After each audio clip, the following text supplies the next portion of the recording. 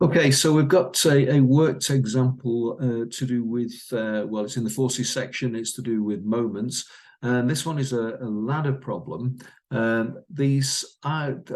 tend to think these are the slightly more difficult versions of these moments problems, but this one isn't too bad.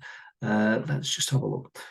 A ladder AB of mass M and length 4A has one end resting on a rough horizontal ground, the other B rests against a smooth vertical wall. A load of mass 3m is fixed on the ladder at point C, you can see point C, where AC equals length A. The ladder is modelled as a uniform rod, which means that the centre of mass will be in the middle, in a vertical plane perpendicular to the wall, and the load is modelled as a particle. Okay, which basically means it's acting from a single point. The ladder rests in limiting equilibrium, making an angle of 30 degrees with the wall as shown. Limiting equilibrium is another way of saying it's on the point of slipping. Okay, and of course, if it's going to slip, it's only going to, what that means is that it's this end. I mean, this is the rough plane here, the horizontal, so it's this point A that's going to slip. Well, obviously B will come down as well, but this is the point we're interested in. Find the coefficient of friction between the ladder and the ground. Right, okay, first things first, as ever, let's get our forces diagram drawn. We're going to put draw a nice diagram. As I've said every time, don't be tempted to mess around with this and scroll on this. Draw your own nice clear diagram with all the forces on. What have we got? Okay, so well, we've got the mass, haven't we? It's got mass M acting vertically downwards, so that's a force of mg acting from this point. We've got this load here acting at point C, and that's the mass is 3m, so the force acting vertically downward from there is 3mg. Right, so what else have we got? Well, we have got normal reactions. We've got normal reaction against this wall here. The normal reaction is always perpendicular to the surface. So we've got this. We don't know what the value is, so we're just going to call it RH at this point, R sub H. And then we've got normal reaction at this one again. It's vertical because it's perpendicular to this horizontal surface. So that's denoted by R sub V. Now we've also got the force of friction. Well, there's going to be a tendency for this A to slip to the left, so the force of friction must be working to the right, and because it's in limiting equilibrium, then the value of this is going to be the maximum friction. Maximum friction that can be produced by the normal reaction and the coefficient of friction, and that is going to be mu, which eventually we're going to try and find out, and RV, that being the normal reaction there. So that's basically maximum friction equals mu times the normal reaction at that point. So that's what we've got there. Find the coefficient of friction. Now I think we'd be inclined to think that this is a moments problem. So somewhere along the line, we're going to be involved in perhaps taking moments about this point B, because then we would have this in here. However, there is a little bit of a simplification here, because we can actually see that when we look at the horizontal forces, this mu RV is equal to RH here. So what else have we got? Vertically, we're looking at RV is equal to the sum of these two. If we as I've said, when we're looking at these moments problems, we're not just limited to the rotational moments.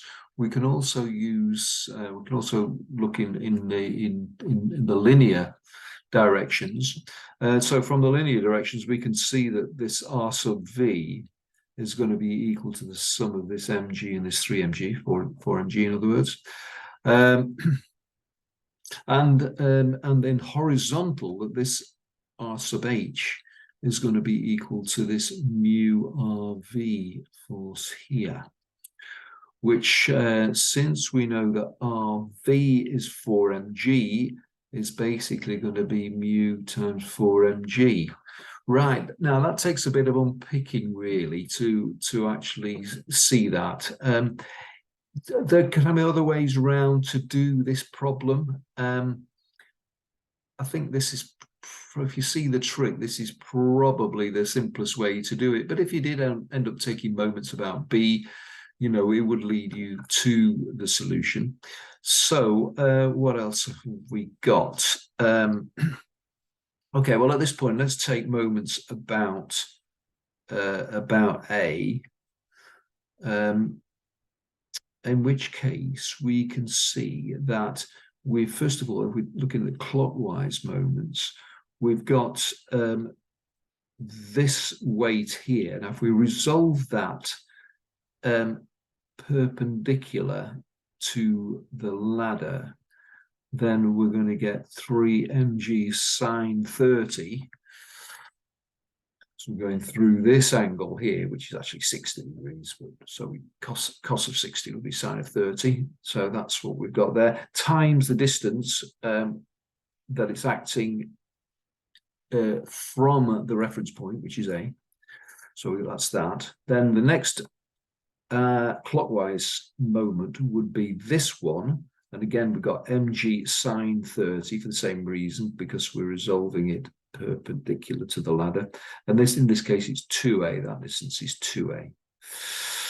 And that's going to be equal to, this is the other moment where we've taken these two things out of consideration, haven't we? Because we're taking moments about A. So it's just this one, and that's an anti-clockwise, and that's going to be RH. And now in this case, this angle here is 30 degrees, same as that. So that's that would be RH cos 30, and this length is 4A. So because it's acting a distance 4A from the reference point. So that's what we've got there. Now, in actual fact, this, because RH, we know, worked out here as mu 4mg cos 30 times 4a, that's what we've got there. Ooh, right, okay, so let's just work all that through. Well, this is 4mg sine 30. Well, no, this is 5. We've got 2 there. We've got 3 mg's there. We've got 2 mg's here times sine 30a, if you like. Sine 30 is a half. So we've ended up with this 5a mg times a half. And on the right-hand side, we've got mu, the coefficient of friction, times 4 mg. Cos 30 is root 3 over 2 times 4a. Right, so we basically, we've got cancellation of AMG in there, which is very nice. And then if we, well, basically all that's left then is we've got an equation in mu. So we can do a bit of working through. We get as far as this, then divide through by 8 root 3 gives us that, and that works out to be 0.18. And that is the coefficient of friction. So that actually has come through very easily, really.